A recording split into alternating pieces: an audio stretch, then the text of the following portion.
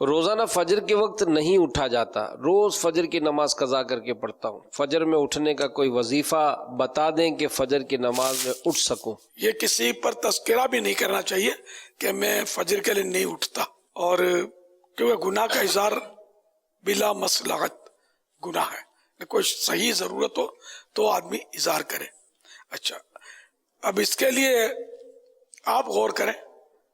کہ آپ دیر سے سوتے ہیں تو آنکھ نہیں کھلتی، اور جلدی جلدی سو جائیں رات کو تو آنکھ کھل جاتی ہے، تو پھر جلدی سونا ہوگا۔ الارم لگا لیں، وہ اب تو گھڑیاں اور الارم یہ پرانی چیزیں، تو فون میں الارم ہوتا ہے، موبائل میں، تو بہرحال کوئی بھی اسی صورت گھنٹی بج جائے، اس سے بھی آنکھ نہیں کھلتی تو کسی کو کہہ دیں کہ وہ آپ کو جگا دے، محلے کی مسجد کے مؤذن صاحب کو ریکویسٹ کریں، ہو سکتا ہے وہ بھی آپ کو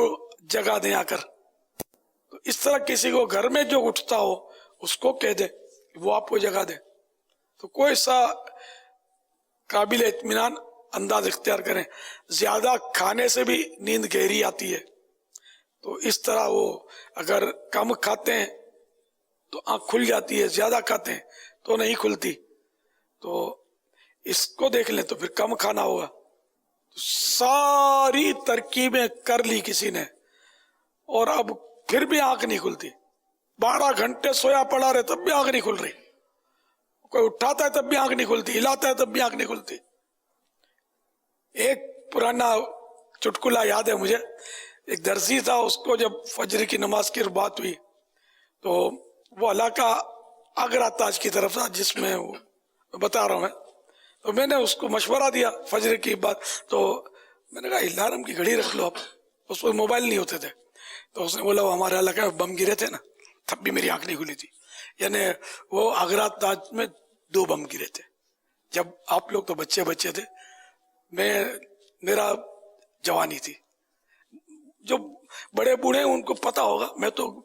دیکھنے بھی گیا تھا اور لاشوں کے ڈھیر بھی دیکھے تھے، نہیں اتنی اس میں وہ ہوا تھا،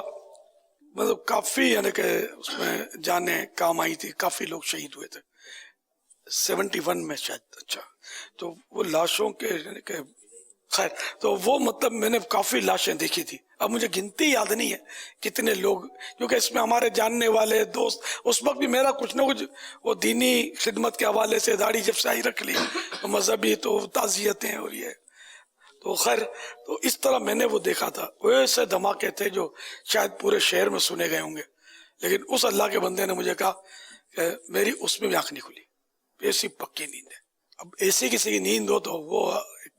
پھر بھی اس نے کوششیں ختم نہیں کرنی، کوششیں کرنی ہے اور ڈیلی کرنی ہے، 1-2 بار کر لی تو یہ نہیں چلے گا، پھر اگر نہیں کھلتی تو واقعی یہ معذور ہے، اس میں اس کا قصور نہیں ہے، بیچارہ کوشش کر رہا ہے، لیکن عام طور پہ کوشش کرتے نہیں ہیں، وہ بولتے ہیں آنکھ نہیں کھلتی۔ حافظ ملت حضرت علامہ مولانا حافظ عبدالعزیز رحمت اللہ تعالی علیہ، انہوں نے فجر میں اٹھنے کے تعلق سے ایک بڑا پیارا اپنی یعنی مثال انہوں نے دی تھی ایک جلسے میں۔ چنانچہ میلاد شریف کے ایک جلسے میں نماز کی اہمیت اور فرضیت کا بیان کرتے ہوئے فجر کے وقت نیند سے آنکھ نہ کھلنے کے عمومی عذر، یعنی عام لوگ جو یہ اپنا عذر اور مجبوری بیان کرتے رہتے ہیں، تو اس عمومی عذر کو پیش کرتے ہوئے فرمایا، بتاؤ ایسا انسان جو کئی رات کا جگا ہو، تھکا ہارا ہو، کسی اچھے کمرے میں اس کے لیے اچھے سے اچھا آرام دہ بستر لگا دو اور ہر طرح کے آرام کا سامان بھی مہیا کر دو، اب اس تھکے ہارے انسان سے اس کمرے میں سونے کے لیے کہہ دو اور ساتھ میں یہ بھی کہہ دو کہ کمرے میں ایک سانپ رہتا ہے، تو بتاؤ اس تھکے ماندے اور کئی راتوں کے جگے ہوئے انسان کو اس آرام دہ کمرے میں نیند آئے گی؟ مجمع میں سے کسی نے کہا نہیں، تو فرمایا کیوں نیند آئے گی؟ اسی لیے کہ اس انسان کے دل میں سانپ کا ڈر سما گیا، سانپ کا خوف پیدا ہو گیا، تو اب اس کی نیند غائب ہو گئی۔ جب سانپ کے خوف سے نیند اڑ سکتی ہے تو خدا کا خوف دل میں ہو اور نماز کے وقت نیند آ جائے، یہ کیسے ہو سکتا ہے؟ اللہ اکبر۔ تو اے عاشقان رسول، واقعی اگر کوئی کام کرنے کا ذہن بن جائے تو راستے بہت، اور اگر کسی کام کو جینا چاہے تو بہانے بہت۔ بہرحال یہ تو اپنے نصیب کی بات ہے کہ اگر ہم نمازی بننا چاہتے ہیں، بالخصوص فجر کی پابندی چاہتے ہیں، تو الارم لگایا جا سکتا ہے وغیرہ جو میں نے آپ کو ترکیبیں بتائیں. اللہ کریم ہمیں کبھی بھی نمازوں میں غافل نہ فرما، ہم غافل نہ ہو، کبھی بھی